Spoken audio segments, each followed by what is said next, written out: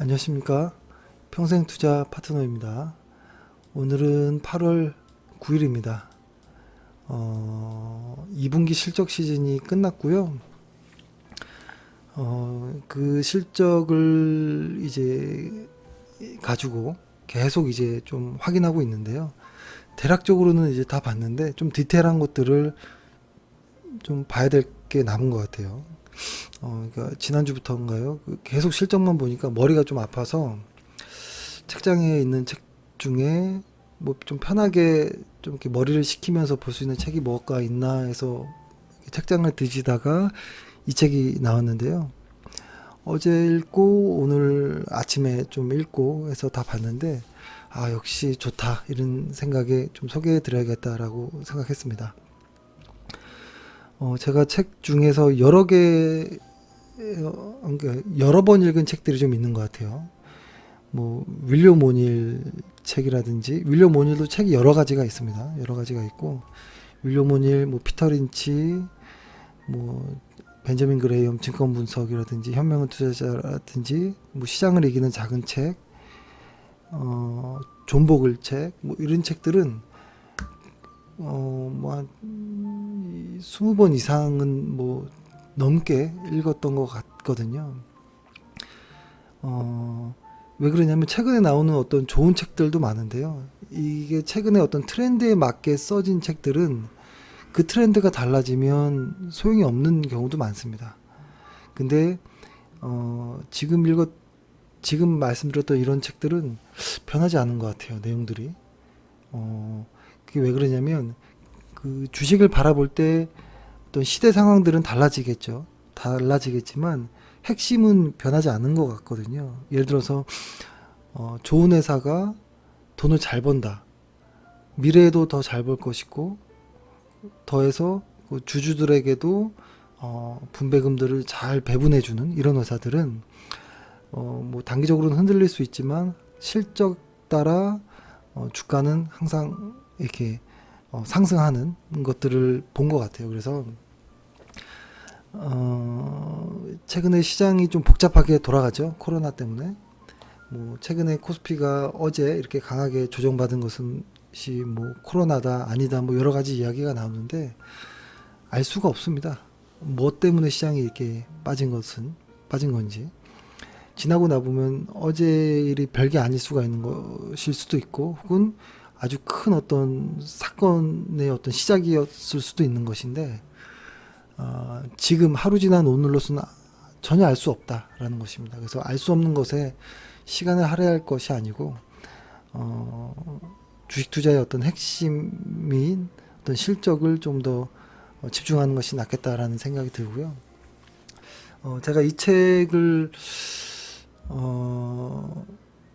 좀 소개해드려야겠다라고 한 것은 회원분들이랑 이제 통화를 해보면 좀 오랫동안 주식을 하신 분들이 많은데 주식책을 안 읽은 분도 많아요. 그러니까 어떤 신문 기사라든지 최근에는 어떤 유튜브라든지 이런 쪽에 의존해서 주식 투자를 하시는 분들이 있는데 이거는 상당히 위험합니다. 위험하고 기준이 없는. 그래서 책을 좀 권해야겠다라고 생각하는데 마침 이 책을 봤고 근데 이 책의 내용들이 보면 일단 좀 놀란 게 이렇게 평점이 10점인 책이 뭐 거의 없죠. 그러니까 평점도 높고 그리고 이 책은 만화로 되어 있습니다. 그래서 주식에 대해서 잘 모르겠다라는 분은 이런 책들부터 읽는 게 좋은 것 같아요. 처음부터 어려운 책을 읽으면 진도가 안 나가고 포기하게 되거든요. 근데 그렇다고 계속 쉬운 책만 읽는 건 안 돼요. 한 번은 넘어가야 되는 이런 어떤 고비들이 있거든요. 그래서 좀 진도를 나가야 되는. 근데 이 책은 아주 기초적인 내용들을 쭉 나열합니다. 근데 이 기초적인 내용들 보면 이야기를 해보면 뭐 기업을 보는 이런 방법들 어떻게 이제 어떤 회사들을 찾는지 뭐 독점하는 회사 뭐 기업 결국 사람이다 뭐 여러 가지가 있고 두 번째는 이제 숫자로 이제 그 가치주를 발굴하는 것들 그리고 전자공시를 활용하는 방법, 그다음에 진짜 가치 투자자는 무엇인가, 언제 팔 것인가, 언제 살 것인가, 뭐 이런 것들. 근데 이 책의 내용들을 보면 아주 쉽게 설명을 했는데 사실 이게 전부인 것 같아요. 저도 어제 오늘 이렇게 보면서 여기서 나와 있는 어떤 하나하나의 이 내용들 있죠? 이 내용들이 어떤 기본 뼈대가 되고 여기에서부터 이제 심화로 좀 자세하게 이제 공부를 하나하나씩 해가는 거죠. 뭐 예를 들어서 뭐 주주를 좋아하는 기업은 뭐 나도 좋아한다. 뭐 이런 내용은 이런 겁니다. 뭐 그러니까 회사가 주주를 위하는 방법들, 뭐 배당이라든지 자사주 매입이라든지 혹은 소각이라든지 이런 것들에 대해서 아주 기초적인 게 잘 설명했습니다. 근데 아주 중요한 내용이거든요. 그래서 이러한 어떤 하나의 뼈대들에서 하나씩 더 진도를 이제 나가는 것이 좋아 보이고 재밌습니다. 술술 읽히고 정말 중요한 내용인데 주식을 하다 보면 이렇게 최근같이 이렇게 시장이 흔들릴 때 까먹는 것들이 있거든요. 회사를 잘 못 보고 주가를 보는 것이죠. 그러니까 유명한 일화 이야기가 있죠. 농구장에 농구를 보러 갔는데 농구장에 있고 여기 이제 전광판이 있겠죠. 뭐 몇 대 몇 이렇게 나와 있는. 근데 주식을 이제 농구를 보러 와서 여기 농구 선수들이 있을 거잖아요. 선수들이 있을 것이고 뭐 감독이 있겠죠. 뭐 우리 같은 경우에는 이 상대편도 있을 것이고 그러면은 이 두 팀이 오늘 경기에 누가 이길 것인가를 이제 맞추려고 한다면 당연히 이들을 봐야겠죠. 이 농구 선수 한 명 한 명의 어떤 컨디션, 과거의 경력, 최근에 어떤 행보를 보였는지, 그리고 이 감독이 어떤 스타일의 어떤 전략을 짜는지, 뭐 양 팀을 이렇게 비교하면서 어떤 전략을 세우잖아요. 근데 이렇게 농구를 관람해야 되는데 대부분의 근데 주식 투자할 때 보통 비교해 보면 이런 것이죠. 주식을 할 때 이건 이제 기업이잖아요. 이 기업의 내용을 봐야 되는데 이 전광판 주가를 보고 있다라는 어떤 내용이에요. 그러니까 뭐냐면 뭐 2대 2 이게 점수가 올라가겠죠. 뭐 4대 2, 뭐 4대 5 뭐 이렇게 올라갈 때 얘네들을 봐야 되는데 실제로 단기 매매하는 쪽은 이 전광판의 숫자만 본다라는 거예요. 예를 들어서 이 숫자가 4로 갔다가 6으로 갔다가 8로 갔다가 10으로 갔다가 이러한 어떤 숫자의 어떤 패턴을 분석한다든지 이 숫자만 보고 이 숫자가 올라가네, 떨어지네, 올라가네, 얘가 올라가네 이런 것들로 또 베팅을 하는 것. 이거는 진짜 도박인 것이고 진짜로 이 게임에 누가 이길지를 볼 때는 이 기업, 그러니까 즉 선수들을 봐야 되는 것이죠. 근데 최근처럼 이렇게 시장이 혼란스러우면 이 기업이 사라지고 자꾸 이 전광판만 보는 것 같아요. 점수판만. 사실 그거는 의미가 없다라는 생각을 합니다. 뭐 다양한 어떤 의견이 있을 겁니다. 뭐 모멘텀 투자하는 사람들과 어떤 가치 투자하는 사람들의 입장이 달라질 수는 있겠는데 뭐 결국에는 이 책을 읽고 나와 맞는 부분은 취하는 것이고 아니면 버리는 거거든요. 근데 다만 이 책에서 얻을 내용들이 상당히 많다. 특히 가치 투자에 대한 어떤 관점에서 이야기한 부분이 상당히 매력적인 부분이 많다라는 것입니다. 그래서 몇 가지만 좀 소개를 해보면 이렇게 설명합니다. 이 주가라는 것이 있고 시간이라는 것이 이렇게 있다면 이렇게 그래프를 그려보면 이 회사의 어떤 적정 가치가 이렇게 있으면 주가라는 것은 왔다 갔다 이렇게 한다는 거예요. 왔다 갔다. 그럴 때 보통 이제 기존의 어떤 가치 투자자들은 이 어떤 밸류, 그러니까 기업의 어떤 가치보다 주가가 위에 있을 때는 매수하지 않고 종목 발굴하고 관심 종목에 넣어놓고 이 회사를 추적하고 있다가 이 회사가 적정 가치보다 싸진 구간으로 내려왔을 때 여기서부터 매수를 하는 것, 그리고 적정 가치를 넘어서면 매도를 하는 것, 이것이 이제 기존의 가치 투자자라고도 설명을 하고, 근데 새롭게 조금 변한, 그러니까 워렌 버핏식의 어떤 가치 투자는 좋은 회사는 지속 보유하는, 그러니까 이 과거의 내용은 뭐 벤저민 그레이엄이었다면 지속 보유하는 어떤 워렌 버핏식의 가치 투자, 이것들을 이야기를 하는 것인데요. 이거를 조금 더 편하게 이야기해 보면, 이 책에서 표현한 대로 보면 기존의 가치 투자라는 것은 반에서 현재는 30등인데 원래 이 아이가 20등은 충분히 할 수 있는 아이지만 현재 30등 하고 있는 애들을 찾는 거예요. 그러니까 원래대로 컨디션만 찾으면 20등 하겠죠. 그러니까 요만큼의 어떠한 갭을 찾는 것이고, 근데 새롭게 정의된 지속 보유하는 애들, 어떤 가치 투자는 뭐냐면 1등 하는 애를 찾는 겁니다.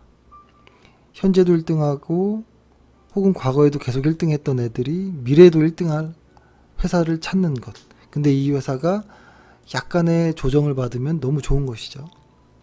그러니까 항상 1등 할 애들, 앞으로도 계속 1등 할 애가 어떤 사건으로 인해 한 3, 4등 이렇게 된다면 그때 매수하거나 혹은 1등일 때 매수해서 지속적으로 보유하는, 이런 것들을 좀 이야기를 하더라고요. 그래서 이런 부분도 있고, 또 이런 내용도 있습니다. 이게 뭐냐면 이런 내용들이 많이 나오는데요. 한국 주식이 저평가되어 있다. 그 이유가 뭘까? 라고 하는 내용에 보면 어떤 지정학적 리스크도 있고, 재벌들이 기업 오너인, CEO인, 오너이자 CEO인 이런 어떤 문화들, 이런 내용들을 말하는데요. 연관이 있지만 사실 핵심은 이것인 것 같아요. 뭐냐면 어떤 기업의 가치라는 것은 기업의 가치를 쪼개보면 이렇게 나눠질 것 같아요. 이렇게 쪼개보면 기업의 가치는 기업의 실적이 있을 것이고, 어떤 주주 정책에 대한 어떤 이런 부분이 합쳐져서 이것이 전체적인 기업의 가치가 된다 라고 설명을 하는데요. 매우 의미 있다라고 보는데요. 이걸 좀 더 풀어 이야기해 보면, 일단은 기업은 주주 가치를 극대화하기 위해서 돈을 잘 벌어야 됩니다. 일단 자기 자신을 튼튼하게 해서 돈을 잘 벌어야 되고, 돈을 잘 번 회사가 기본이고, 그 돈을 잘 번 회사, 즉 그러니까 실적이 좋은 회사가 있다면 그 주주 가치를 극대화하기 위해서 기업의 실적을 솔직하게 주주한테 보고하고, 그 다음에 적절한 분배를 하는 것, 그러니까 즉 주주 정책을 우호적으로 하는, 이것들이 만들어져야 돼요. 그러니까 실적만 잘 나가고 주주에게는 아무 어떤 우호적인 어떤 정책이 없으면 기업의 가치가 커질 수는 없습니다. 그래서 기업의 가치가 이렇게 커지려면 기업 실적은 또 좋지만 주주 정책이 이만큼 커져야 됩니다. 그래야지만 서로 공생할 수 있거든요. 그러니까 이러한 내용들도 좀 나오고요. 그리고 이제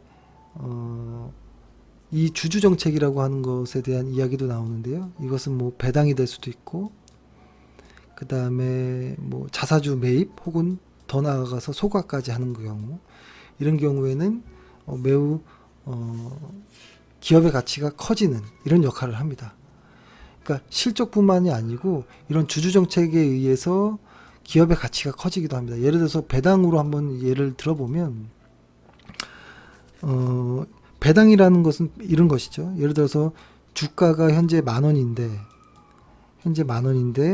만약에 배당을 1,000원을 준다 라고 하면 배당률은 10%이죠. 10%가 되는 거죠. 그렇죠? 이걸 이제 시가 배당률이라고도 할 수 있고, 근데 만약에 주가가 떨어졌어요. 그래서 주가가 8,000원으로 떨어진 거예요. 8,000원으로 떨어졌는데 여전히 배당은 1,000원 준다. 그러니까 주가는 떨어질 수 있죠. 실적과 무관하게 그렇죠? 떨어질 수 있죠. 근데 떨어진 주가 8,000원을 기준으로 배당을 계산해 봤더니 10%가 아니고 한 12%가 넘는 배당 수익률이 나와요. 이러면은 분명히 회사가 이렇게 좋아지는 과정에 있는데도 흔들리는 이러한 것들을 이런 배당률로서 버틸 수 있다라는 거죠.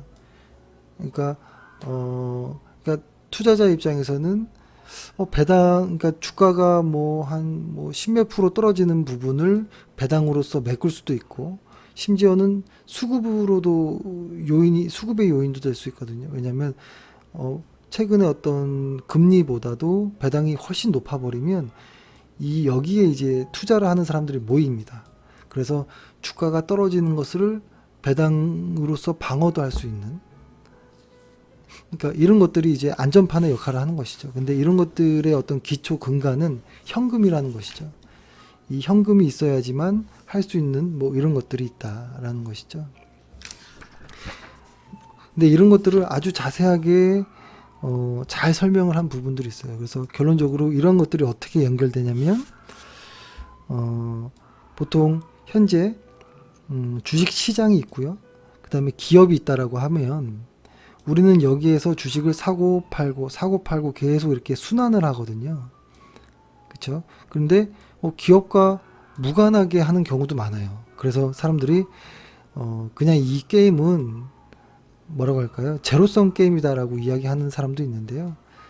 그렇지 않고 그러니까 파생은 제로섬 게임이 맞지만 주식 투자는 포지티브 게임이다라는 것이죠. 이유는 뭐냐면 투자자들이 시장에다가 돈을 넣죠. 주식시장에 돈을 넣으면 이것이 기업으로 연결됩니다. 그리고 이 기업이 돈을 잘 벌어서 배당이라든지 어떤 자사주 소각으로 인해서 여기에 다시 공급을 하게 되면 이 시장은 커집니다. 이렇게 커지기 때문에 제로섬이 아닌 것이죠.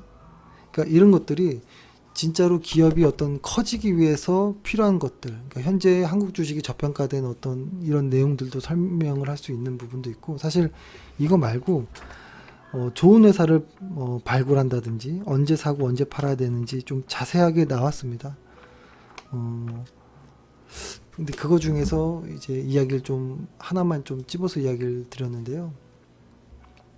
이 책은 그러니까 주식 초보자분들에게 꼭 한번 읽으면 좋은 것 같다라는 생각이 들고, 저도 이 책을 좀 여러 번 읽은 것 같아요. 왜냐면 쉽게 읽을 수 있고 어떤 초심을 다시 좀 생각하게 하거든요.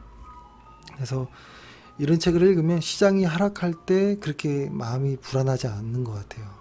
어차피 내가 보유한 종목들은 실적이 증가하는 좋은 회사들일 것이고, 시장으로 인해서 내가 가진 회사들이 조금 하락한다면 그것은 오히려 매수할 수 있는 좋은 기회를 줄 때도 있거든요. 그래서 그러기 위해서는 어떤 가치 평가하는 어떤 가치 기준이 있어야 된다고 봅니다. 근데 이 책은 그 기준의 기준의 어떤 초석을 만들어주는 좋은 책인 것 같습니다. 그래서 이 책을 한번 읽어보시고 여기에서 관심이 있는 쪽을 특화해서 계속 좀 이제 파고 들어가는 것도 해보면 좋을 것 같아요. 그래서 이 책을 한번 읽어보시면 좋을 것 같습니다. 예, 오늘 이 정도 하고요. 또 이제 그 이야기, 예, 일단 이렇게 좀 하겠습니다. 예, 오늘 고생 많으셨습니다. 감사합니다.